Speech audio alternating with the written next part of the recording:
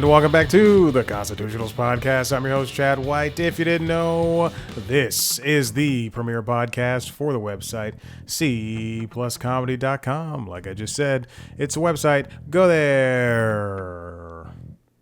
You didn't hear me say and. I did say and, as I typically do. That prolonged and then I went right into it. Sorry. Welcome back. This is episode 391. I am currently deleting a bunch of audio things from the iPad so that I can have a clean list of one. Welcome back in. Here we are. Yesterday I did a little bit of finagling. It turns out I had the gain knob still turned up on this, on the Yeti, and then I was looking. This is how exciting my day was yesterday. So while I was sitting here at the computer and I was working, and at the day job, and I don't know what I was doing, but something happened where I thought, I was trying to see if I could buy a new cable for the Yeti so I can go into the Zoom, the recorder and all that stuff. This is so stupid. Anyway, and then I just started reading the instructions for the Yeti, which apparently they don't offer this. This is, first of all, I think Yeti was purchased by Logitech. And second, they don't offer this model anymore. So this is a relic, apparently. Everybody's getting their Shure microphones, their Michael Schur microphones. It's all a good place. Microphones. Mose from The Office. It's just his face. That joke's for nobody. That reference is for nobody. I am writing that down for for contention for the title for this episode. All right. What else is going on? I did not see a movie this week. I've not seen The Odyssey. I plan on seeing it tomorrow.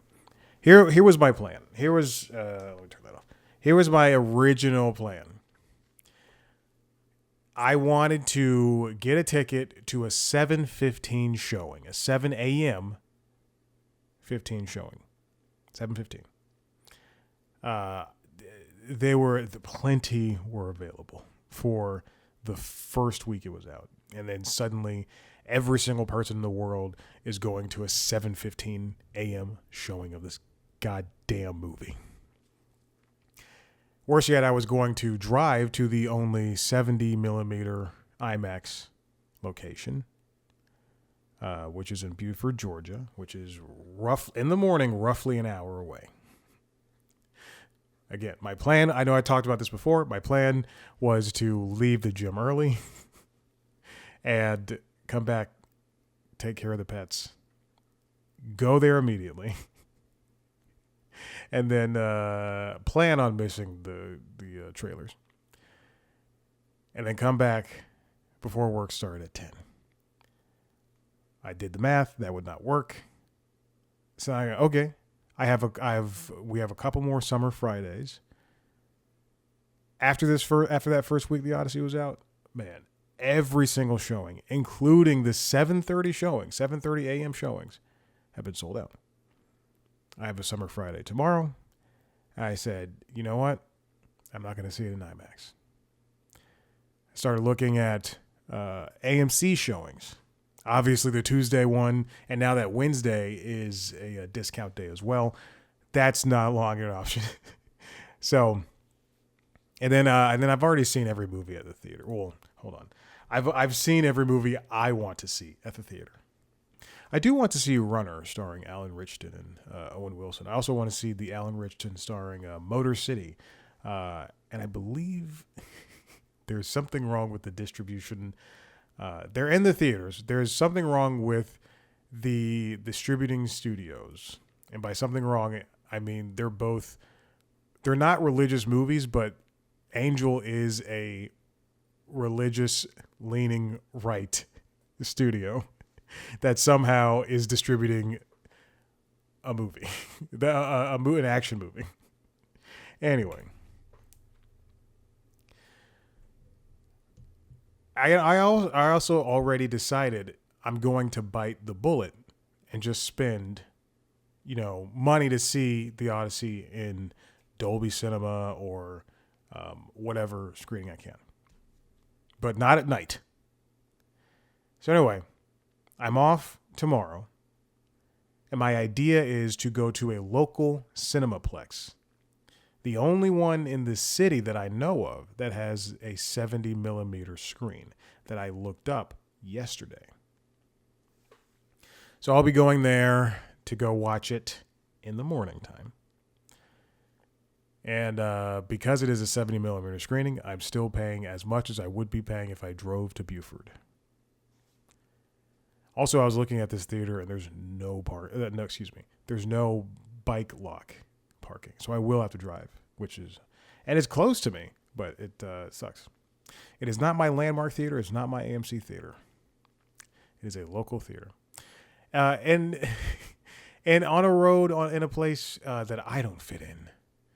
These friggin' hipsters and their drugs.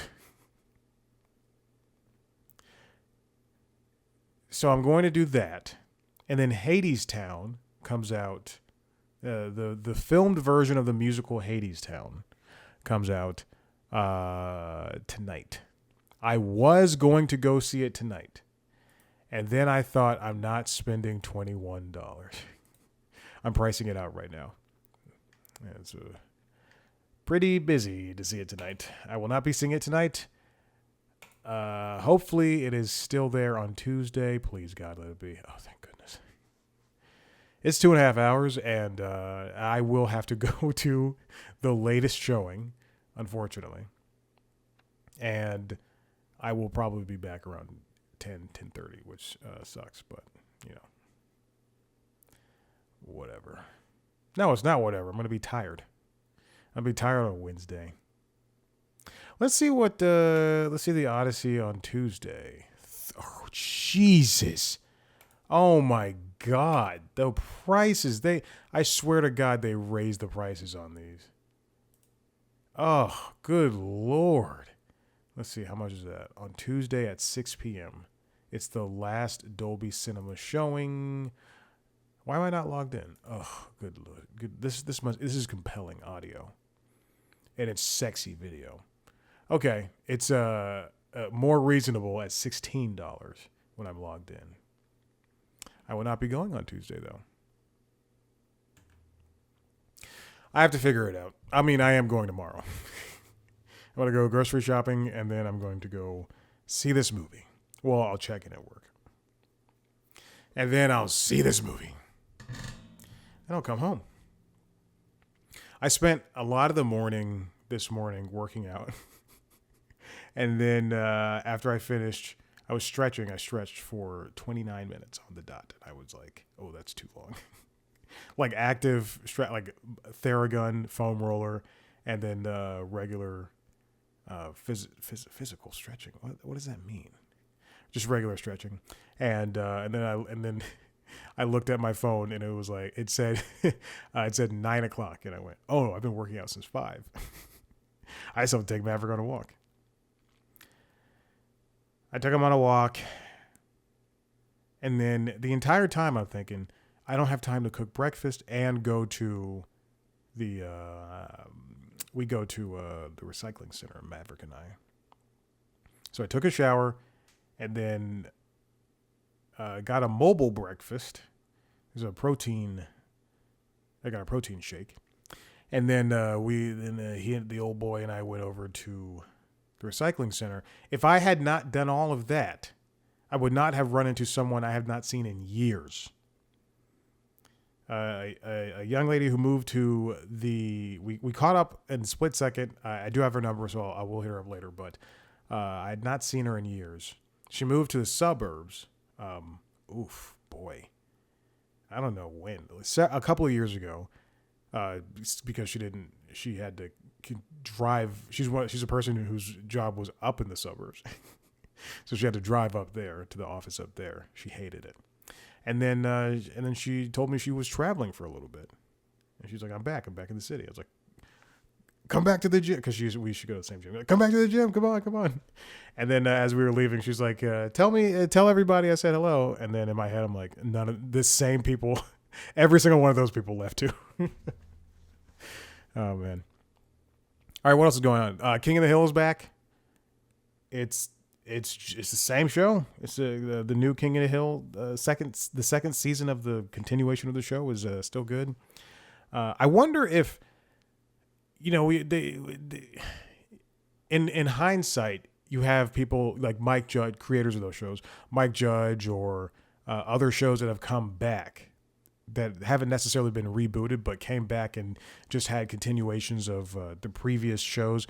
You always hear those people say something like, we wish we could have been doing the show the entire time, but could you have done like Family Guy and The Simpsons and more or less Bob's Burgers, because they've been around for 20 years too. But those shows have infinitely recyclable stories and tales, especially Family Guy and The Simpsons.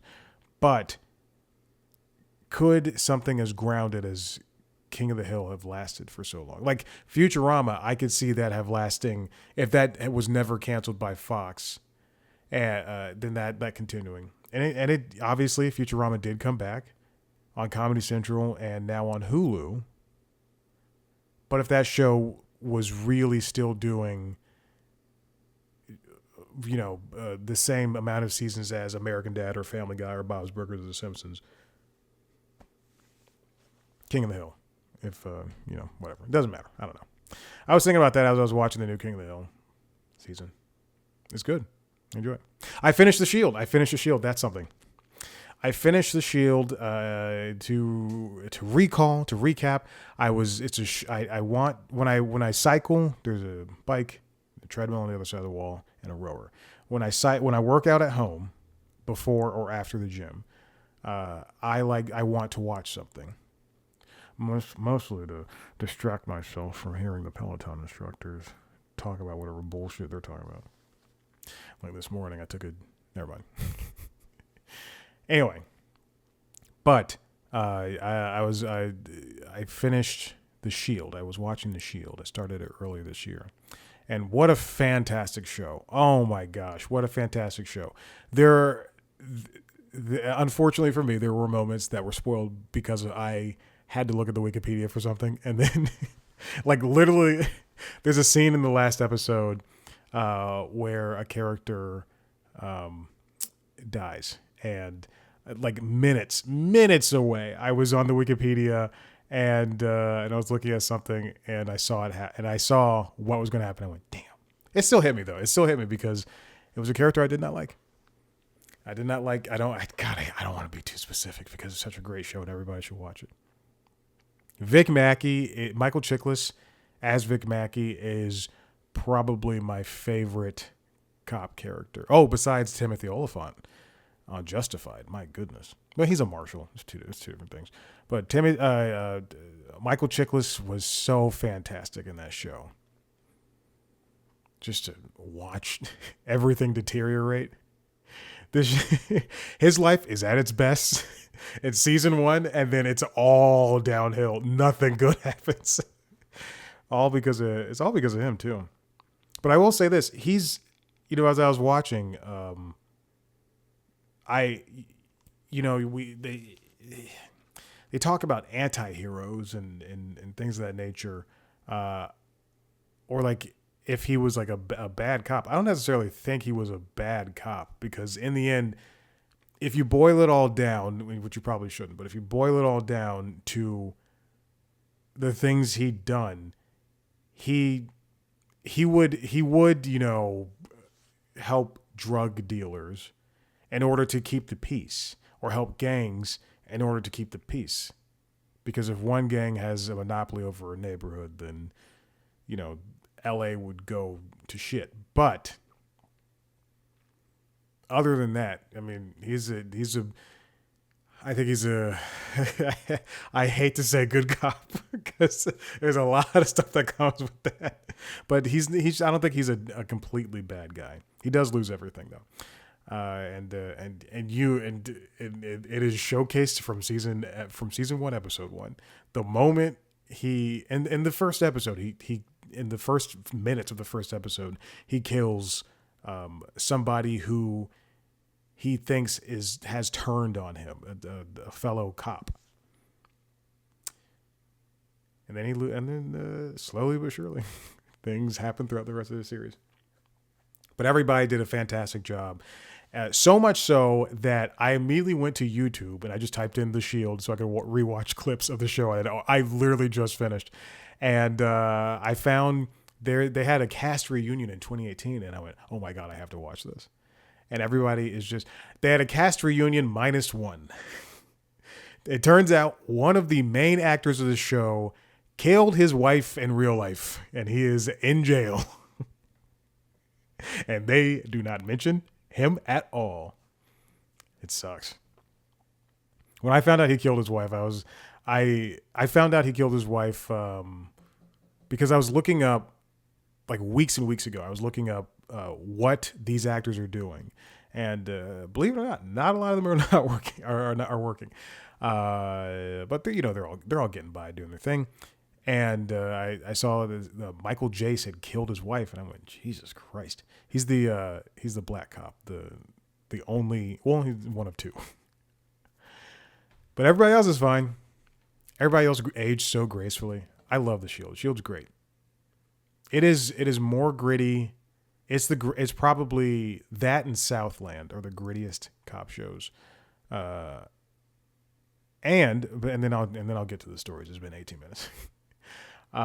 What? Oh, so I finished the show yesterday, and I was about to do yoga. I like to watch the first episode and the last episode, and give it my attention. But in between, without working out, and then in between I watch episodes 2 through whatever, while working out. Anyway, so yesterday I teed up a new show. I was ready to go because I was going to do yoga. So I put on Timeless. Timeless, that show starring what is her name? Timeless is a drama. It was a short-lived procedural drama starring Abigail Spencer and Malcolm Barrett and Matt Lanter and Claudia Dumet. Ooh, it's beautiful. And a bunch of other people that are you'd be like, oh hey, I've seen your show before. But it was on NBC. The only thing I knew about that show was it was time travel, and it was canceled, and then NBC allowed it to have a 90-minute movie, more or less, to end the series, which I thought was really great. But I start watching the show, and I don't know anything about the show. And then I see created by Sean Ryan, the same guy who created The Shield. And I went, oh my gosh, this is amazing. And Timeless and The Shield are two different shows. Obviously, one was made for FX, and in the early 2000s, and you could curse, and you could see a little bit of nudity, and they were saying all these different things. And then Timeless is like this popcorn, jaunty TV show with no real stakes. There's stakes, but come on, it's a show about time travel. All right, let's move on. This first story comes from The Hollywood Reporter, written by Alex Weprin. Peacock turns its first ever profit in Q2 as NBC Universal split looms. I was under the impression that they had already split, but they'd not. But for the first time ever, for the first time in forever, I'm sorry. For the first time ever, Peacock has turned a profit. Comcast reported its Q2 earnings early Thursday with EBITDA of $189 million and subscribers growing to 48 million, driven by the NBA playoffs, FIFA World Cup, and Love Island. Keep that in mind. 2 of those are over, and I think Love Island is on its way out for the season. I don't entirely know. But those are some good gets. For ever since Q1 2023, they'd been losing so much money. In fact, in Q4 2024, they lost $825 million. And then they had ups and downs. By Q2 2025, it looked like they'd only lost $101 million. But by Q4 2025, they were back down to 552. Finally, they've earned that 189. Again, the revenue is up because the FIFA World Cup was on Telemundo for Spanish language rights. And, I was watching golf on Sunday, and the NBC broadcast stunk, but they had the pure camera broadcasts with entirely different commentators over on Peacock. I had no idea about this until I went online to see what people were saying about this NBC broadcast. The Super Mario Galaxy movie and Obsession also helped with the movie studios. The revenue soared 25% to $3 billion, with an adjusted EBITDA of $202 million. Then, Universal is currently releasing its first movie with its Christopher Nolan contract. That is the Odyssey, the aforementioned Odyssey, and that's thanks to the IMAX showing and the 70 millimeter showings, and this movie having a cast and a director and Hans Zimmer, just like everything behind it, they're finally going to have some more money. The Comcast warned that its theme parks business is experiencing softness, with the revenue rising 2.7% to $2.4 billion. The EBITDA was down 5.1% to $609 million. What is EBITDA? Let's see. It is earnings before interest, taxes, depreciation, and amortization. Peacock has had slow growth over the past couple of years. Again, since Q1 2024, they started out with 34 million subscribers, but they steadily gained, and at some point in 2025, they kind of leveled out. But they gained more. Now they're up to 48 million. Streaming is difficult, and if they can't consistently put up numbers like this, if not better, I don't see Peacock surviving anything past, within like another year or so. It should also be noted, I wonder if this has helped too. They have a bundle with Apple TV, which I would think is doing somewhat decently, because then at that point users can access some Apple TV shows on Peacock, and then they can also access, and then vice versa. Peacock can access, you can get some Peacock shows on Apple TV. All right, let's move on. This comes from the New York Times. It's written by Beendrea July. 6 years after A Reckoning, Criterion puts cinematic blackness in focus. If you are a fan of the Criterion Collection, if you like film, then I just felt, oh my God, it's a cat. Yes, sweetie, I see you. I know. If you are a fan of the Criterion Collection, then it's just it's a curated collection of movies that I believe started as VHSs, but it's a curated collection of movies that are more or less from auteur directors.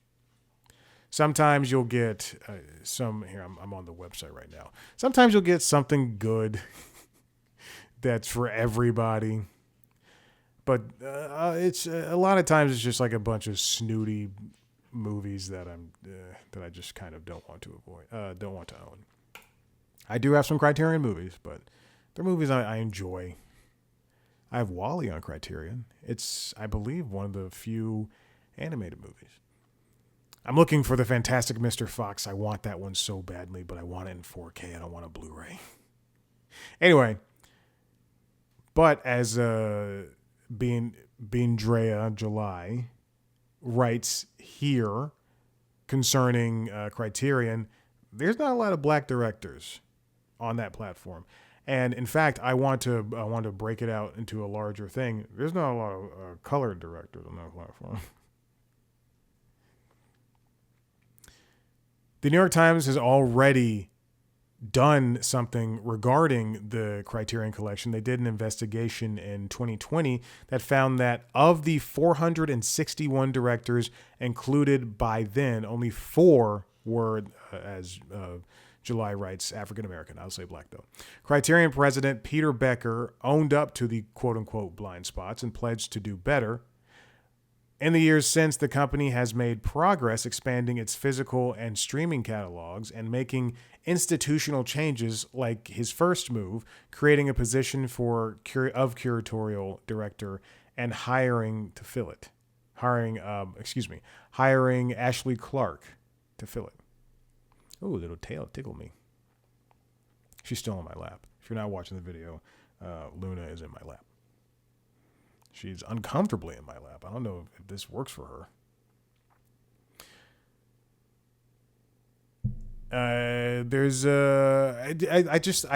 My biggest concern about Criterion is that, okay, we're done here. Come on. Okay. My biggest concern about Criterion is that there is a lack of diversity when it comes to these movies. You can say, oh, there's Kurosawa in there and there's Spike Lee, but truly, if you just, and I see Love and Basketball is in there as well, but truly, if you look at the overall numbers of these movies, it's all kind of the same, white guy smokes the long cigarettes and he posts on Letterboxd, like those types of movies, which is why the ones in my wish list are an auteur would hate them. Now, to get on Criterion, the director, I believe, just kind of has to ask. That's what the Wall-E director did, and that's why Wall-E is one of the only children's movies on there. But in my list, I have like No Country for Old Men. I still have the Blu-ray. That was one of the first Blu-rays I purchased. That one, Semi-Pro, and something else. Oh, V for Vendetta. And I will never sell those because they have that value to me. I also have a bunch of movies from Wes Anderson because I do like Wes Anderson, but his movies aren't that diverse. Broadcast News, I already own that in another format. Brazil. Sound of Metal, that's a movie starring a person of color. That's Riz Ahmed. Fantastic movie. And then obviously you have like older movies like On the Waterfront, Night of the Living Dead, the Godzilla films from 54 to 75. But it's to be on the Criterion Collection, I know, sweetie, I see you. To be on the Criterion Collection, it is an honor, but again, it just feels like there's not enough there. Stop. Oh, speaking of Love and Basketball, July interviewed or sat down with Gina Prince Bythewood, the writer-director from that movie. Or no, they're referencing the 2020 piece. Prince Bythewood said that Criterion in 2020 said that Criterion had never contacted her and that she had been disappointed each month when its quote-unquote coming soon announcements had failed to include black directors. Choose one. Don't say African American, then say black later. Just say black or African American. After the Times article, Criterion approached her and released a director-approved 2021 DVD edition of Love and Basketball, 21 years after it left theatrical release. Also, it also appears as though for Criterion that, and now the dog's over here, sorry. It also appears for Criterion that there's no rhyme or reason as to when movies hit the platform. And also, there's a streaming element too, and then you can also buy physical stuff, but whatever. But there's no rhyme or reason to when when movies come. Sometimes they're there, with the DVD release. Sometimes they're there a month after the DVD release. Sometimes they're there 10 years after the DVD release. It's crazy to me. What is this for? Sorry. Not for me.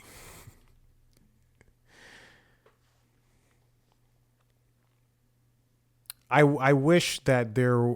It seems as though there is a nice gentle push because Criterion again only does drops. They only do drops of their movies. They'll put out 10 or 15 at a time, bring it into the Criterion collection. And with oh god, I wish I had one of the movies I have over there. I wish I could just go grab Parasite or something. What you get with a Criterion movie is you get a brand. This is only for collectors. Criterion is truly only for collectors. You're spending $40 on a disc, on sometimes one disc. That's not 4K. But it's a regular Blu-ray or DVD or whatever. But you have there's a new case and it'll say Criterion on it. It'll have all these new designs and everything, and a majority of the time there's brand new special features, which is the reason I want to buy them. And it's just nice to have, a celebration of that movie. It's time to open it up and not make it so precious. Because the people will buy these. But the problem is, again, it's just for collectors, like people who really care about this. So if somebody doesn't want to buy Alice Doesn't Love Her anymore, they're going to take it out of print. Oh, The Elephant Man is there now. Hairspray, John Waters' Hairspray is there. That's fun. That's brand new as of June. Body Heat. All right. And finally, this is the last one. This comes from the Hollywood Reporter, written by Caitlin Huston. Cats closing. Is it curtains for Broadway musicals? The reimagining of Cats, the Jellicle Ball, the queerest version of Cats, is closing on August 8th. And that is not good news. We've known for the past couple of years, basically since the pandemic, that Broadway has been struggling when it comes to keeping shows alive and floating. It's mostly because people just aren't going. There's a lot of factors that come with it. These shows are very expensive, which this piece does mention. But it is, the point of the matter is people just aren't going. Sometimes you have lightning in a bottle, like Hamilton. Yesterday, when I saw this article and when I saw this piece, I thought, well, how does a show like the Book of Mormon stay around? Because once you see that show, you probably don't see it again. But that show has its own theater, essentially. How does a show like Six hasn't closed, but it's touring? Excuse me, Six has closed, but it's still touring. Hades Town closed, and that's a very expensive production. I don't know how these shows. This is something that just completely escapes me. Besides the idea that people just aren't going. Now for Cats, the Jellicle Ball, it's a reimagined version of Lloyd Webber's Andrew Lloyd Webber's. Excuse me, we're not friends, not anymore. Not since he did that thing. I don't know what I'm saying. But it's a reimagining of that show. And people loved it. It's critically acclaimed. It's seeing high attendance. It's got grosses hovering around in the Tonys, $1 million a week. But then now that someone is revving their engine, do they not know I'm recording a podcast? But now this show is closing. That's 5 months. 5 months on Broadway rather than continue operating on a loss. It's not an issue of getting audience members in per se, but also bringing up the average ticket price and bringing in theater goers willing to pay the higher prices necessary to cover the now elevated cost of producing on Broadway. Yeah, it makes sense. The issue emerged. Is someone eating? Sorry. The issue emerged post-pandemic as costs shot up due to supply chain issues and higher prices for materials. I still, on Monday, I was looking at why microchips and RAM and stuff like that costs so much now. And the supply chain, it was because after the pandemic, and it's the supply chain issues are still rampant. Valve raised the price of the Steam Deck, their handheld PC gaming device. And the first generation, I guess it is, they're all the first generation, but the LED model that I have, which again, if you recall, 3 weeks ago, I could not play for 10 straight days because it was caught in a boot loop. They no longer sell parts for that. And even still, the prices went up the versions that they still sell. So we're paying $800 for something that's not as powerful as this Mac Mini right here. And then they announced this week that sales went down 80+% of Steam Deck devices because it's an older thing and there are newer things that are out that people would rather spend their money on. I believe Asus has a new Xbox ROG handheld. People would rather contend with Windows. I would rather contend with Windows. And actually, I'd rather contend with a console. I don't want to deal with fucking updating a goddamn PC thing. You have to flip the gibbles and the doobledoos. It's hard. Every time I turn on the Steam Deck now, I'm always like, please. There's an update that's sitting in there right now from last week, and I'm never updating it. Not again. In fact, my phone updated last night, and I was so afraid because that's never happened. I had an Xbox 360 that got the red ring of death, and then other than that, I've been very lucky with. Well, no, the iPad, this iPad Pro here. I've had to when I first got it, I had to exchange it 2 or 3 times because the 5G radio, the 4G radio was not working in the first one. The second one, the 4G radio was messing up with the Wi-Fi, and I forget what happened the third time. Andrew Lloyd Webber wrote about this on X. He's still using X. On July 14th, talking about the closing of just Broadway shows in general. Without action, he wrote, Broadway risks rivaling Hollywood's empty sound stages, increasingly dark theaters where bold new work once lived. Lloyd Webber called on theater owners, producers, and union leaders to come together to find an answer. The state tax credit has helped shows attract investors and work toward recoupment, but only a handful of post-pandemic musicals have recouped. Many have shuttered early, and the uncertain environment there have been only, and in this uncertain environment, there have only been 5 new musicals announced for next year. Oof, jeez Louise. Sometimes the Tonys are make or break for these shows. In the same way, not entirely in the same way, but I would say similarly to how the Emmys can be make or break for a show. A show could be nominated for so many Emmys, and then Netflix will cancel it if it doesn't win anything, or if it wins one thing. Again, look at what was that show called? The Burrows? The Burrows. Yes. The Burrows on Netflix. It has a great cast. It's got 2 creators that people loved and produced by the Duffer Brothers.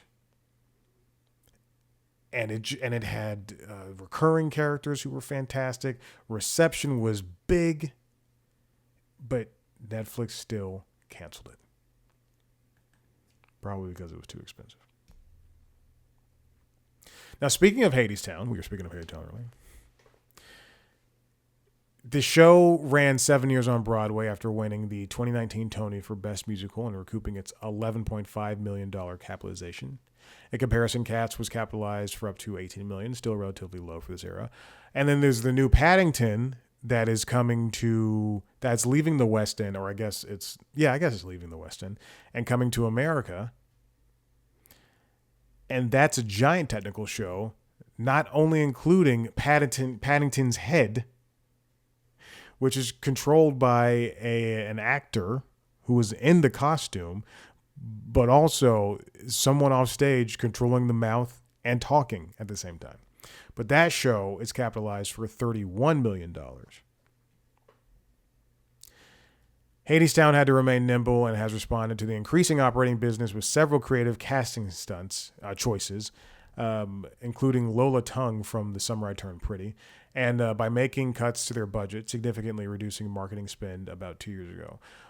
When I read that, I also thought about, when Megan Thee Stallion is in Chicago, or how Cola Escuela's Oh Mary had starred him for a little bit, but then also, now it had Maya Rudolph and Kumail Nanjiani and a bunch of other celebrities. It's cool to see that they can trade off these roles.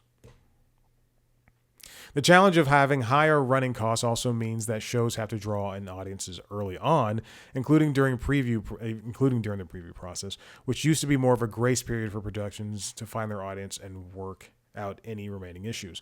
That includes the early shows. Previews are a way to show that the show is working and to do everything like a dry run, more or less, and to do everything big and then to see what works and what doesn't. But people oftentimes only want to see the finished product. I know I do. I don't want to see a preview. I don't want to watch a show more than once, except for Hamilton. And Rent, I guess. I have an issue. Rent is the first musical, the first adult musical I saw, and I have issues with it. I love it. I love the music. I also want to see Les Mis. There's a new, I guess it's going to be gone in the next couple of weeks, but there's a celebrating the anniversary of Les Mis. There's a new concert thing in New York. And if I could get to New York, I would do it. But people really loved these post-pandemic, some of the early post-pandemic shows, like Maybe Happy Ending and Buena Vista Social Club. Both of those I listened to. And then also Wicked and Lion King have just been a great IP for them. I hope we can do some sort of turnaround, because the entertainment industry is not just movies and TV shows and music. There's also a litany of other things that now includes, for better or worse, influencers. But there's musicals, there's regular plays, there's musicians, there's touring. People should be able to make a living doing what they want to do. I talk to these comedians and these musicians and these producers, and while everything they don't do is super duper successful, you should still want them to succeed regardless of whether or not you like the album or the comedy special or the TV show. I'm not saying blindly support everything all the time, but if you're interested, check it out. And then also the industry, we shouldn't have these giant, and I know I'm just yelling into an echo chamber at this point, but these giant corporations that want to make their money and then get out of Dodge. And whether or not something's making their money, I want to get back to a point where that really doesn't matter, where artistry comes above profits. And then in that, by doing something like that, that's where you get a show like Crazy Ex-Girlfriend, which is one of my favorite shows ever. That show, Rachel Bloom created that show. It was on the CW. And one of the reasons why that show stuck around was not only because of the rabid fan base, but because the president of the network liked it. And they were able to get a proper ending, to get 4 seasons between 18 and 22 episodes. I think. Wasn't that show 22 episodes? Something like that. Let's see. Crazy Ex-Girlfriend. It is a show I own. They don't do they had 62 total episodes. My goodness. Jesus. Yeah, they did 18 episodes, 13, 18. Wow, that's cool. Man. I know we are at a point where people can't, unless they're super duper successful, be rich off of their shows. But someone as big as Robert Downey Jr. and someone as small as the last comedian I spoke to, everybody should be able to make their living off of what they do. All right. That's nothing new and nothing special. Listen, if you like what you heard here, head to the website cpluscomedy.com, where you can see everything, almost everything I've done for this godforsaken website. The anniversary is coming up very soon, so we'll have something for that, I guess. I don't know. Who knows? Probably not. If you like, if you want to see a video version of this show as well as of the other podcasts, Late Night Lately, the Late Night Show, and LinkedIn Logs, the jobs and business news podcast, as well as the video versions of the interviews, under the interviews, head to youtube.com/cpluscomedy. You can see all that. Whatever. Subscribe to the shows over your podcast. Follow us on social media at cpluscomedy on YouTube, Instagram, Blue Sky, and TikTok. Me on those platforms at Chad Black White. Thank you so much for listening. We'll see you next time. Bye.